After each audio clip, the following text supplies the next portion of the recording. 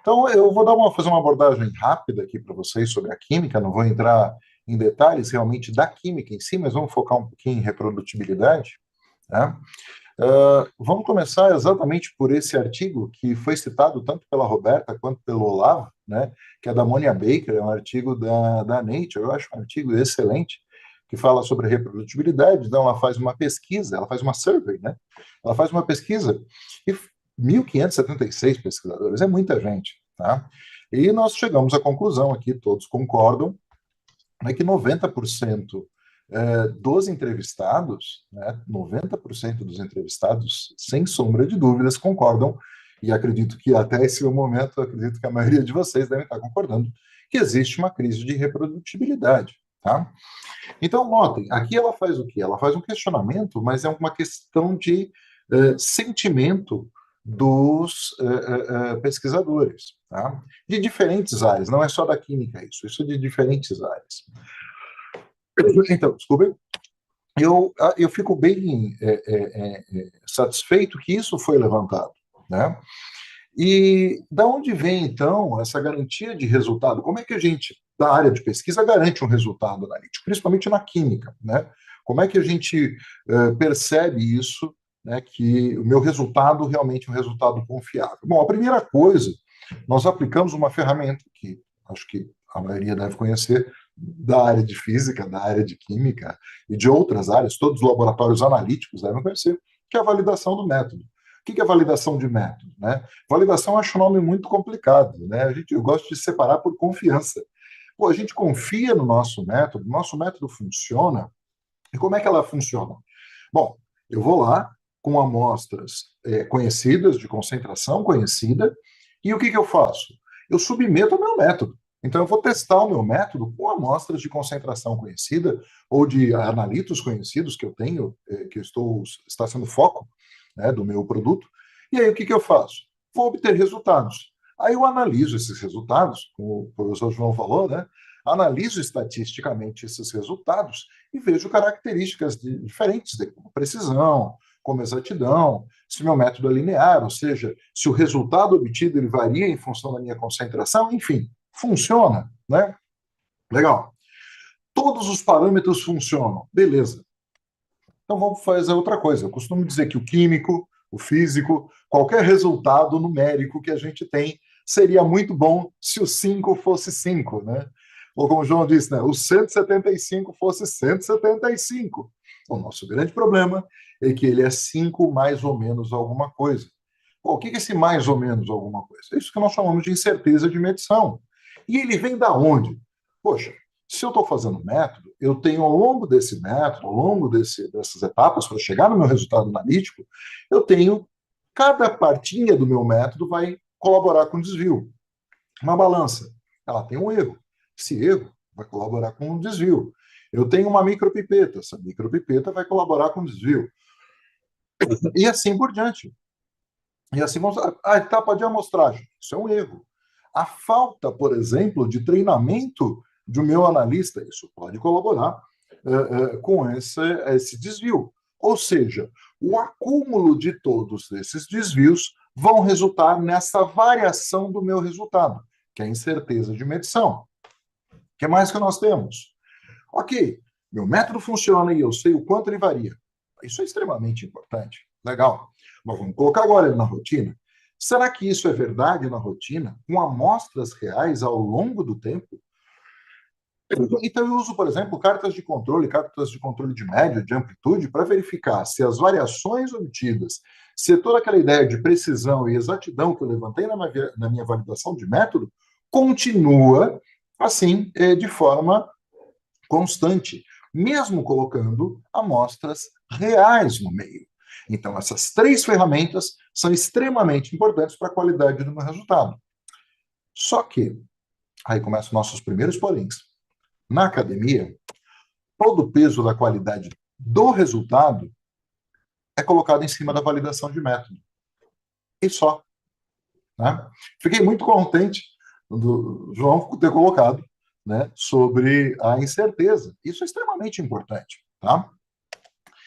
Bom, Vamos continuar então. Aí, o que nós percebemos? Eu falei, bom, agora vamos voltar lá naquela primeira pesquisa. Lá naquela pesquisa da Monia Baker, ela fez, mas foi de sentimento. Daquela coisa de você pega um artigo, vamos lá, realmente está reprodutivo? Não sei, né? Outra característica importante da pesquisa da Monia Baker, que ela fala, que um dos grandes problemas estava relacionado com o melhor conhecimento das estatísticas, uma melhor validação intralaboratorial. Falei, legal. O que nós fizemos, então? Eu com a aluna Bruna, né, nós desenvolvemos essa pesquisa que, assim, ao meu ver, foi maravilhosa. Por quê?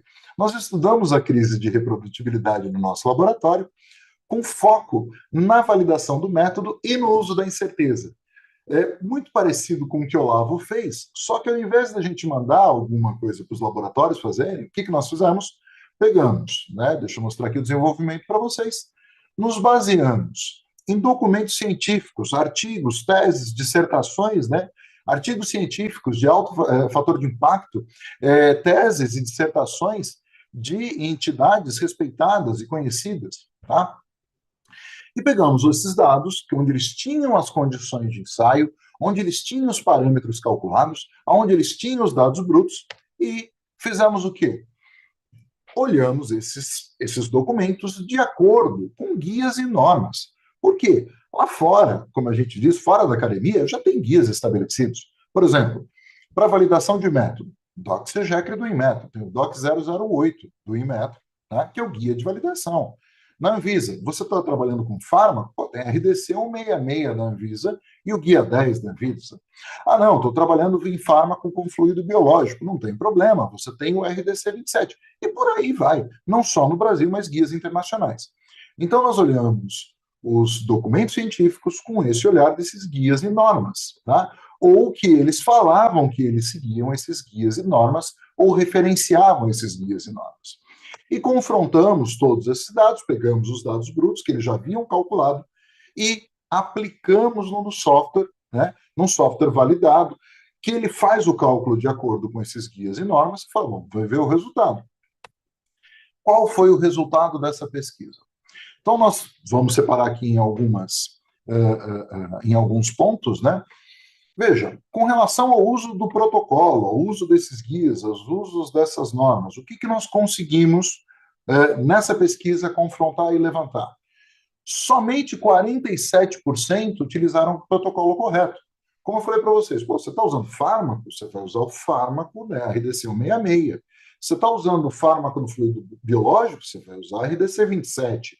Pô, não, eu estou usando pesticida em uma fruta. Beleza. Então você tem o guia do Ministério da Agricultura de validação e assim por diante. Ou seja, somente 47% utilizavam o protocolo correto. Por que isso é importante? Se você não utiliza o protocolo correto, o protocolo ele foi determinado e ele foi escrito justamente com critérios para você atender uma certa área, um certo objetivo.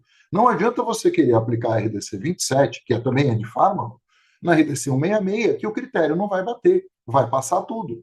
E a recíproca é verdadeira. Se você aplicar os critérios da RDC 166 na 27, lá é muito mais restritivo porque eles estão trabalhando com produtos comerciais. Tá? Se for muito errado o valor de concentração de um remédio, você vai morrer ou o remédio não vai fazer efeito. Concorda? Então, olha só. 63% não realizavam todos os ensaios. Então, estava lá no protocolo que ele tinha que fazer todos aqueles ensaios para considerar um método validado, ou seja, confiável. Não foi feito. 59% utilizava mais de um protocolo. Isso é um problema. Por que isso é um problema? Isso é um problema sério porque quando a gente vê... quando você tem mais de um protocolo, parece que... Não estou dizendo que eles fizeram isso, tá? Mas dá a impressão que, esse parâmetro deu nesse protocolo. Agora, esse parâmetro já não deu. Vou aplicar outro protocolo nesse. Não, outro guia, outra... Não, cara. Se você casou com aquele protocolo, é porque tem um objetivo. Você vai com ele até o final. 82% não entenderam a aplicação do método. 81% não utilizaram as condições analíticas solicitadas pelo protocolo. Então, isso gerou um certo tipo de problema.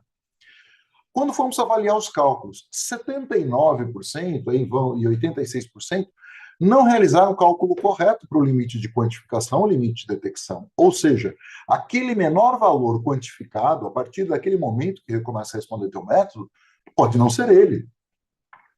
77,6% não realizaram o cálculo correto da precisão intermediária, que a ONU mostra nas variações do dia a dia do nosso método, se realmente ele realmente vai aguentar essas variações, se nós continuamos tendo precisão. E 100% dos estudos da linearidade, em algum momento, apresentaram algum problema, em alguma etapa. Tá? E, por último, aqui eu quero trazer para vocês um outro ponto, é que 56,2% disponibilizaram dado bruto, somente 56%. Hoje, essa filosofia mudou, mas ainda assim, você não ter o dado bruto, você não conseguir analisar, não conseguir discutir o dado bruto, é algo realmente que a gente começa a pensar na academia. Apenas 28% utilizavam o padrão interno quando era necessário e só, pasmem, 7,9% citam o uso, ou usaram equipamentos verificados ou calibrados. Então, nós utilizamos equipamentos que foram calibrados uma vez na vida, balanças, micropipetas, e que vão influenciar diretamente no nosso resultado. E o que eu quero trazer para vocês? Então, esses 3 tópicos aqui, foram aspectos de dados inadequados ou insuficientes. E quando somamos esses 3 dados, esses 3 fontes, nós temos o quê? Nós temos uma influência direta na nossa incerteza de medição. Por que isso é importante? Isso é importante porque quando avaliamos de todos esses artigos, 49% apresentavam dados de valores de incerteza assim, maiores que 100%. Então, o que é uma incerteza maior que 100%? Eu lembro de uma defesa de doutorado, que eu fui banca, na área de biologia, a menina estava fazendo um estudo de toxicidade, ela falou que tinha 9 minhocas, de mortalidade de 9 minhocas, mais ou menos 10. Eu falei, opa, peraí, 19 minhocas eu entendo. O que é uma minhoca menos 1? Porque menos 1 minhoca morta, tipo o quê? Uma minhoca Walking Dead, tipo ela morreu e não morreu. Então, veja, são valores muito aberrantes que não têm significado científico, tá? Em 49%. Tá? 57% tiveram valores maiores de 40% de incerteza, considerando apenas essas fontes, a fonte de validação. Nós temos ainda a amostragem, os desvios, os equipamentos, que vão aumentar ainda mais essa incerteza. Então, a nossa crise de reprodutibilidade está aí. Não é que o método não funciona, o método funciona, mas com uma incerteza muito grande, nós temos uma faixa muito grande, o resultado fica pipocando dentro dessa incerteza. Tá? Ok, então está tudo errado? Então, como eu falei para vocês, não. O método funciona. Tá? O que ele não funciona, o que nós temos, às vezes, é o intervalo da aplicação que ela tem que ser diferente. E como nós vamos resolver? O grande problema da academia é que a gente quer sempre reinventar a roda. Mas a roda está aí, vamos utilizar. Isso já é usado no mercado, como vocês mesmos falaram, aqui no chat, inclusive, sobre a indústria farmacêutica. Pô, mas como é que os dados deles são reprodutivos e os nossos não? Porque eles são obrigados a utilizar requisitos e sistemas de gestão da qualidade que já são muito bem fundamentados, como as normas ISO, o próprio Ministério da Agricultura, que pede e exige 17.025, em alguns casos BPL, a própria Anvisa, o próprio Inmetro, a Agência Nacional de Águas, CETESB, IBAMA e outras centenas de órgãos pelo mundo todo, onde já tem estipulado esses guias e essas normas, a ISO 17.025 para laboratórios de ensaios, BPL para registro de fármacos, a ISO 15189 para laboratórios clínicos, a 1734 para material de referência, a 1743 para ensaios de proficiência. Como é que eu vejo se um laboratório é proficiente ou não? Isso aqui é só para vocês terem uma ideia, está aqui todos os meus contatos. Se quiserem dar uma olhada no canal, lá tem muita coisa que a gente discute sobre reprodutibilidade, principalmente sobre sistemas de gestão da qualidade. Ok? Obrigado, gente.